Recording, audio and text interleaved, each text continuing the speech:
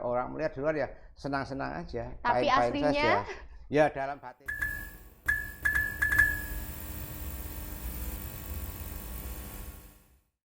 Assalamualaikum warahmatullahi wabarakatuh. Selamat datang pemirsa di Teras Radar di kanal YouTube channelnya Radar Kediri TV. Bareng saya Yuni Larasati dan kali ini kita bakal ngobrol seputar produk-produk UMKM.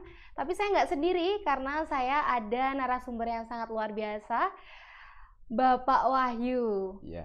Oke, Bapak selamat datang di Teras Radar. Selamat datang, selamat sore. Iya. Assalamualaikum, semoga sehat selalu. Oke, Bapak bisa memperkenalkan diri ke pemirsa supaya lebih kenal, lebih akrab. Bapak ini namanya siapa, terus asalnya mana? Oke, terima kasih. Kesempatan yang baik ini akan saya gunakan sebaik mungkin. Walaupun singkat, nama saya panggilannya Wahyu. Kalau disebut diri Wahyu Puli, IG-nya juga Wahyu Puli, FB-nya juga sama Wahyu Puli sesuai dengan produknya. Kalau asalnya saya Desa Nyantok, Kecamatan Purwasri. Ya. Kebetulan saya juga sudah 2 kali masuk shopping festival. Shopping festival Radar Kediri ya, Pak ya. Kediri. Dan alhamdulillah yang pertama dapat banyak, tapi jadi reseller semua. Oh, ya alhamdulillah dong Pak. Jadi malah cabang-cabang gitu ya. Nah, yang sekarang ini sampai hari ini saya koordinasi dengan tempat-tempat yang barangnya saya masuk itu belum ada yang konfirmasi. Karena semua barang yang saya masukin di toko apa saya kasih tahu. Tetap dapat diskon 20% dari yang shopping festival. Jadi Bapak akrab disapa Pak Wahyu Puli ya, gara-gara produknya ini sangat terkenal, produk Puli Jawa ya Pak ya. Kalau boleh diperkenalkan Pak, produknya ada apa aja ini? Kalau saya 2 produk. Yang pertama kerupuk Puli, mereknya Puli Jawa. Ini legalitasnya sudah semuanya. Bahkan tidak asing juga di sini ada potret. Ini bukan foto ya, potret ini. Ini potret. Oh ini. Iya, ini potret masa depan saya. Potret kehidupan sehari-hari. Kalau foto itu biasanya untuk KTP, untuk bikin SIM. Ya. Terus satu lagi ada sambal pecel Jawa. Sambal pecel. Jawa. Khas banget Jawa, ini sama Kediri. Iya, karena memang di Gatok nih tak cocokkan sama produk saya sambal pecel Jawa. Kemudian untuk memudahkan konsumen mengingat ada Jawanya, khas Jawa, sehingga Pulinya juga Jawa, ini juga Jawa. Ini juga Jawa, jadi sama ya Pak ya. Jadi bisa konsumen juga bisa beli sambal pecel, terus langsung makannya pakai Puli Jawanya langsung ya. Iya, bukan. Puli Jawa dulu harusnya. Oh, Puli Jawa dulu. Puli Jawa dulu karena ini gandengannya adalah sambal pecel. Nanti ketika sudah digoreng dicelup. Oh, gitu. Dicelup pakai sambal pecelnya. Nah, Pak, awal berkecimpung di dunia UMKM itu Bapak awalnya memang produk ini langsung atau punya produk lain sebelumnya? Oh, langsung ini ya. Langsung saya bidik karena saya hobi, saking hobinya. Jadi saya bikin kerupuk Puli ini dengan rasa cinta, karena saya mencintai kerupuk Puli dulunya. Bapak dulu emang suka makan kerupuk Puli sampai produksi ini. Jadi awal mula memproduksi ini gimana Pak? Karena suka sama masakan orang tua atau gimana gitu? Justru dari orang tua tidak ada yang kenal kerupuk Puli. Saya sendiri kan sering ke pasar karena deket pasar. Kalau ke pasar lihat ada kerupuk Puli enak, saya beli, tapi setelah habis goreng besok nyari lagi sudah nggak ada. Cepet ya habisnya ya? Bukan cepet habisnya. Kenapa dia itu? Dulu kan pakai nasi sisa. Jadi kerupuk Pulinya bukan zaman now. Kalau saya kan nasinya nasi baru. Iya, enggak. Kalau orang dulu kan masak nasi Puli kan gara-gara ada nasi sisa gitu baru dimasak. Kalau ini kemasan yang modern ya Pak ya, versi modern. Jadi teman-teman nih ada tips dari Pak Wahyu nih, kalau kalian suka berkuliner, suka makan sesuatu, mungkin itu bisa jadi bisnis ya Pak ya? Bisa nih ya. Dan menguntungkan sekali. Menguntungkan banget ya Pak ya. Kalau boleh tahu Pak, ini mulainya tahun berapa? Kalau mulai produk saya 2012. 2012. Mulai produk, tapi saya action 2014. Nah, 2 tahun itu saya dengan PD-nya uji pasar. Produk saya itu kira-kira sampai diterima di kalangan mana. Dan ternyata 2 tahun itu sudah mencapai pasar retail modern sudah bisa menerima. Alhamdulillah. Jadi tadi kita juga sempat ngobrol ya pemirsa, Pak Wahyu tadi tuh kita ngobrol kalau zaman dulu tuh orang tua kalau masak ini ya, apa namanya, Puli, kerupuk puli itu biasanya pakai borak ya Pak ya. ya, Dan tanpa tahu tuh dulu Bapak juga sempat pakai borak, tidak cuman eh, lolos. nggak lolos uji gitu. Akhirnya diperbarui lagi sampai akhirnya diterima dan sudah memiliki izin ya Pak Ya, sekarang. sekarang sudah Jadi udah pasti halal, terus juga baik dikonsumsi untuk tubuh ya Pak pastinya. aman. Aman. Aman. Di samping itu juga saya nggak mau ketinggalan Mm-mm. untuk memenuhi permintaan dari konsumen, sampai untuk nutrition fact-nya Nah, juga. ini yang penting nih, Pak. Ini nutrition fact-nya juga ada.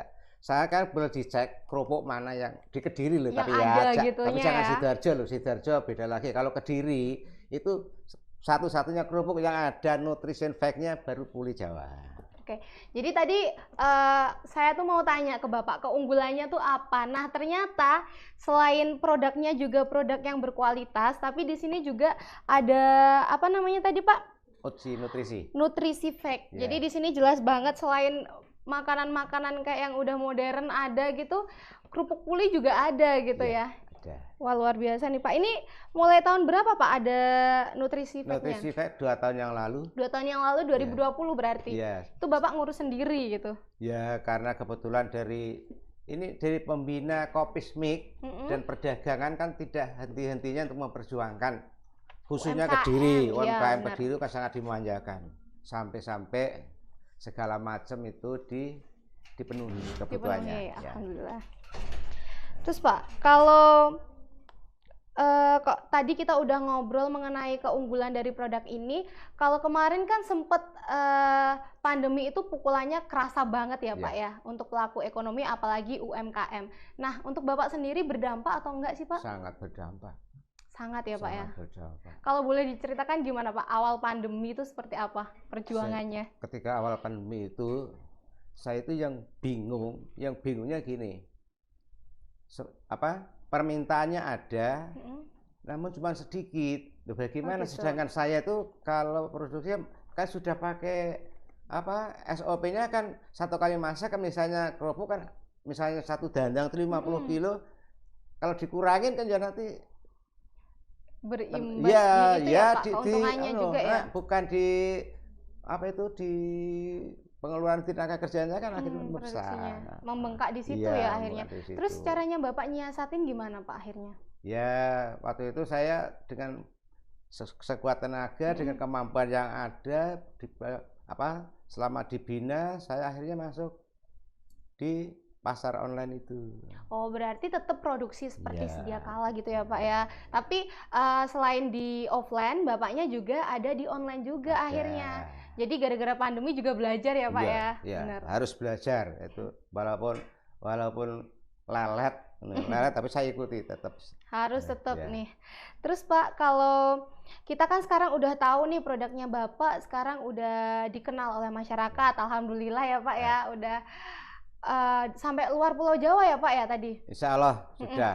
Sudah sampai luar Pulau Jawa. Tapi kita pengen tahu juga nih Pak, Ya. perjuangan Bapak merintis dari awal tuh seperti apa Pak? Kalau perjuangannya saya kira kalau orang melihat luarnya itu enjoy saja, karena saya tidak merasa terbebani pada Karena saat suka. pada saat mencari konsumen, cari pasar awal itu saya tidak merasa terbebani sama sekali. Mau dapat tagihan mau enggak itu saya enggak terbebani, sehingga enjoy saja. Karena orang melihat di luar ya senang-senang aja, Tapi fine-fine aslinya saja. Ya dalam batinnya ya kalau misalnya wah hari ini kok pendapatannya enggak seperti kemarin. Gitu, ya. Yang paling susah tuh apa Pak dari awal-awal merintis itu? Yang paling susah ketika masuk pasar-pasar yang skala besar. Skala besar kayak di Contohnya supermarket. kayak di pusat oleh-oleh di Malang, Surabaya, itu tantangannya sangat berat. Makanya pantang putus asa. Saya kalau satu kali nggak jadi, besok atau lusa, 1 bulan yang akan datang, 2 bulan yang akan datang, saya datang lagi kedua. Masih kedua belum bisa, hari yang ketiga gitu. Itu pasti masuk. Jadi perjuangannya juga luar biasa ya Pak. Sekarang udah dikenal, tapi dulunya juga ada perjuangan yang sangat luar biasa. Tapi Pak, setelah dikenal oleh masyarakat ini, ada nggak sih keinginan Bapak untuk ada produk yang baru gitu?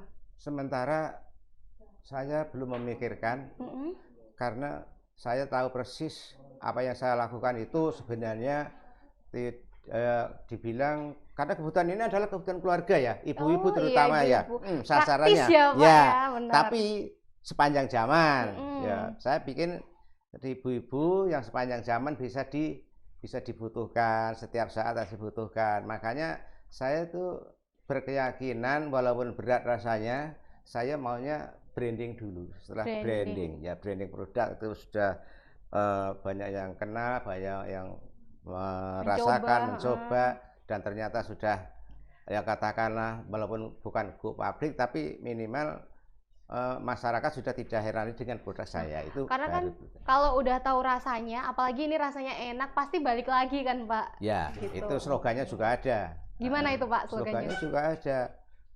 Kalau nikmati pasti Anda kembali. Itu slogan dari Bapak berarti. Lah Pak Wahyu, kalau apa namanya, tadi kita udah ngomong mengenai kesulitan awal-awal perintisan ini, apa sih yang membuat Bapak bisa bertahan sampai saat ini? Ya, gini ya, di dalam bidang usaha, apalagi swasta, itu kunci suksesnya satu memang harus tekun dan konsisten dengan apa yang sejak awal diinginkan. Jangan mudah terombang-ambing atau terkecoh oleh omongan-omongan orang atau ajakan-ajakan orang yang di luar rencana kita. Contohnya, patuh di tengah jalan, produk kita juga belum sempat dikenal orang banyak, tiba-tiba datang temennya ngobrol, oh begini ini aja seperti itu, akhirnya pindah. Nah itu nggak punya pendirian. Itu yang satu. Yang kedua, yang paling pokok itu di dalam suatu usaha, kalau misalnya usaha seperti saya, karena saya kan usahanya otodidak ya, otodidak. Nah, di dalam usaha itu,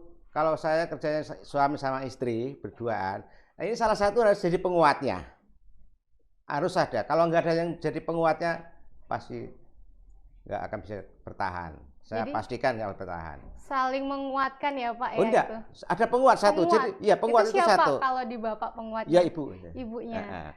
Artinya penguat itu ya kalau misalnya kita ada kendala yang nanti ada salah satu orang yang membuat saya harus terus. Nah itu. Ya. Jadi nggak boleh gimana ya, terombang-ambing sama pendapat orang, harus fokus gitu ya sama tujuan. Fokus. Nah Pak, kalau apa namanya, untuk anak-anak di luar sana, biasanya kan anak muda sekarang pengen jadi pebisnis gitu ya, atau orang-orang di luar sana pengen jadi pebisnis. Nah, Bapak punya tips nggak sih untuk yang mau memulai bisnis? Ya, kalau saya sarankan itu tadi, kembali lagi, bisnis itu kan ada banyak sekali bisnis ya. Sekarang bisnis yang instan juga banyak. Kalau saya nggak ngambil yang instan, karena saya dari awal saya akui bahwa produk saya itu adalah kebutuhan ibu rumah tangga. Nah, kayak yang instan yang keripik-keripik, yang aneka macam segala macam, ya itu yang jelas satu. Kalau mau ikut ini tips yang harus dilakukan. Yang pertama, satu adalah kuncinya berbisnislah, buatlah produk yang bahan bakunya mudah didapat. Contohnya, walaupun mahal, beras kan sampai hari ini di Indonesia, apalagi di Kediri, nggak susah nyarinya. Kacang juga sama. Mungkin cuma waktu harganya naik gitu aja ya Pak ya. Namanya orang usaha. Kadang-kadang hari ini dapat untung, besok enggak. Itu udah biasa. Terus Pak, kalau waktu harga beras, sembako naik gitu, caranya Bapak nyiasatin gimana sih Pak? Gini ya, secara alat ya, beras sembako saya nggak kepake, karena saya pakai premium. Jelas saya pakai premium. Banyak di luar sana yang mengira bahwa saya sering ditawarin beras meniran, banyak ditawarkan ke saya, dikira saya pakai beras menir. Padahal beras menir itu yang kualitasnya yang pecah-pecah. Oh iya, kurang baik, kurang bagus gitu ya. Bahkan beras jatah itu kalau yang dulu ya, kalau sekarang udah lumayan, dulu itu nggak bisa dipakai. Jadi saya tetap beras premium. Nah, jadi itu salah satu keunggulan ya Pak ya, berasnya ya. premium. Bahan-bahannya juga premium. Terus kalau yang ini Pak, ini kan ada cabai nih Ya. bahannya. Ada cabai. Ada cabainya. Cabai kan sering nih naik turun ya, gitu. ya. Nah, caranya Bapak nyiasatin seperti apa sih, Pak? Kalau untuk sambal nggak bisa. Nggak bisa. Nggak bisa. Harganya? Saya sudah nyoba. Saya sudah nyoba dengan produk jasa siasati dengan cabai kering. Kan lebih murah ya cabai kering. Ternyata hasilnya juga kurang bagus. Terus satu lagi ada kalau musim lombok mahal itu ada lombok PTN ya, istilah PTN itu malah usianya nggak tahan lama. Yang seharusnya punya saya harus 8 bulan 8 bulan ya. Itu nggak sampai. Kalau PTN nggak bisa. Karena apa? Apa itu loh, cabai PT itu kan sudah ada penyakit. Terus kita pakai. Jadinya kualitasnya kurang bagus. Kurang bagus. Nah, ini kan ada rasanya ada yang pedas, sedang sama tidak pedas. Ya. Terus kalau harganya lagi mahal gitu, agak dikurangin tingkat kepedasannya gitu nggak sih, Pak? Saya sama sekali tidak berkurang. Jadi harganya pun juga tetap. Harganya tetap, cuman keuntungan pada saat itu nggak ada. Yang jelas partner kerja saya bisa kebayar gitu aja. Yang penting gimana tetap jalan gitu ya, dan nggak mengurangin kualitasnya gitu ya, Pak ya. Kalau saya ngurangin kualitas, gini contohnya Papua ya, orang Papua. Ketika mahal, rata-rata kan yang tadinya pedas menjadi sedang ya. Ini enggak. Karena orang yang pesan ke saya, pesan produk, kan belum pernah ketemu orangnya. Saya ketemu juga enggak. Cuma hanya sampel aja yang dibawa. Sampelnya ini, jadi antara sampel dengan yang di order itu harus sesuai gitu ya. Nggak bisa diotak-atik ya Pak kalau itu resep soalnya. Ya, itu udah resep paten. Nah, Bapak untuk memulai usaha kan biasanya kita lihat orang yang udah usahanya udah bagus gitu ya. Waktu Bapak merintis awal-awal tuh pernah nggak sih ngerasa minder atau kata anak sekarang tuh insecure gitu? Nggak ada ya? Yakin? Yakin, saya yakin, sangat pede malah. Pede. Yakin. Sering ikut pameran Pak berarti? Kalau namanya pameran itu, kalau nanti ada dari GTT datang ke sini bisa tanya. Saya itu pameran sama Pak Gatot. Saya gua ngambil ilmunya pakai Pak Gatot juga. Dia keuletannya. Cuma yang saya belum, sosialnya juga tinggi. Nah, itu saya guru dari sana. Salah satunya guru sana. Dan pameran itu sampai, kalau sekarang kan sudah banyak UKM ya, UKM-nya sudah banyak.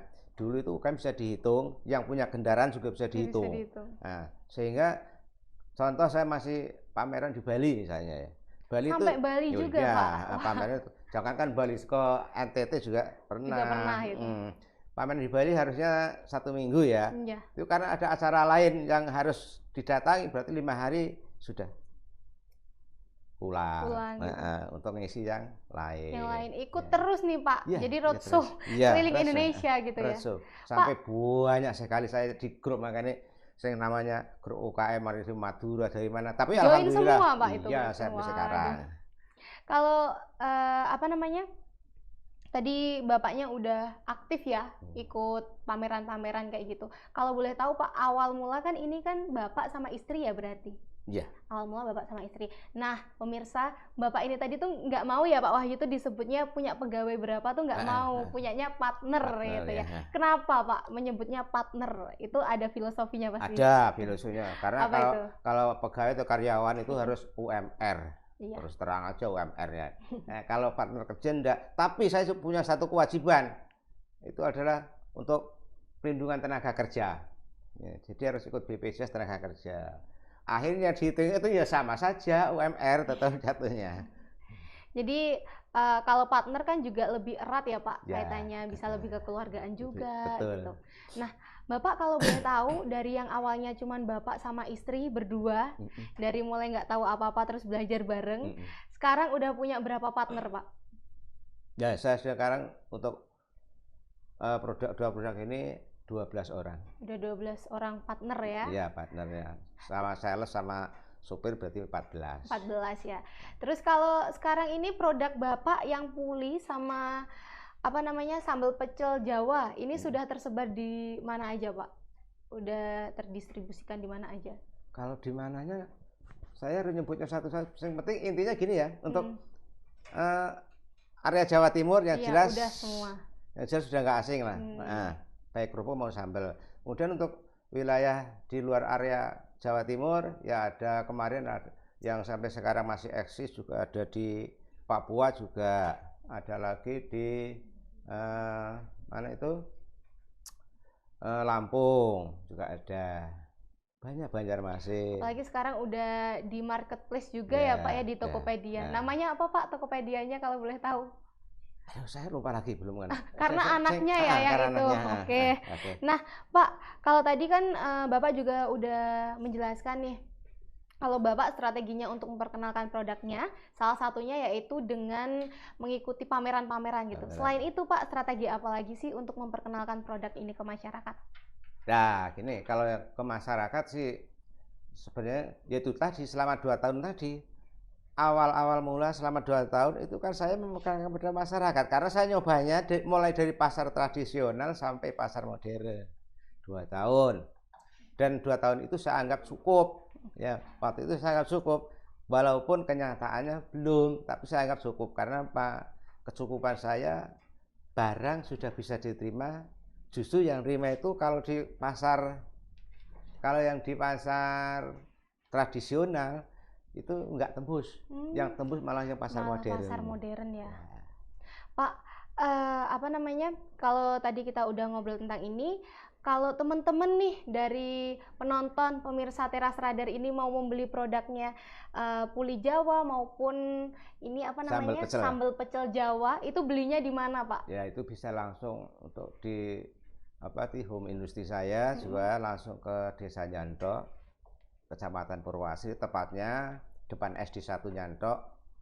Kalau misalnya untuk nomor kontaknya bisa langsung cari di FB maupun di IG-nya sudah ada.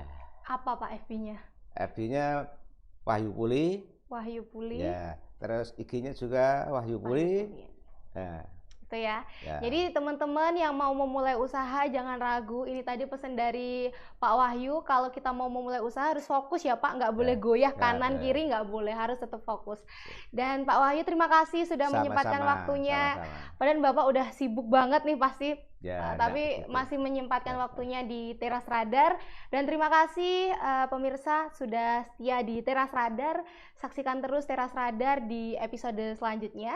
Saya pamit, dan jangan lupa buat subscribe YouTube channelnya Radar Kediri TV, terus juga di like, komen, dan juga share sebanyak-banyaknya. Terima kasih. Wassalamualaikum warahmatullahi wabarakatuh. Waalaikumsalam warahmatullahi wabarakatuh.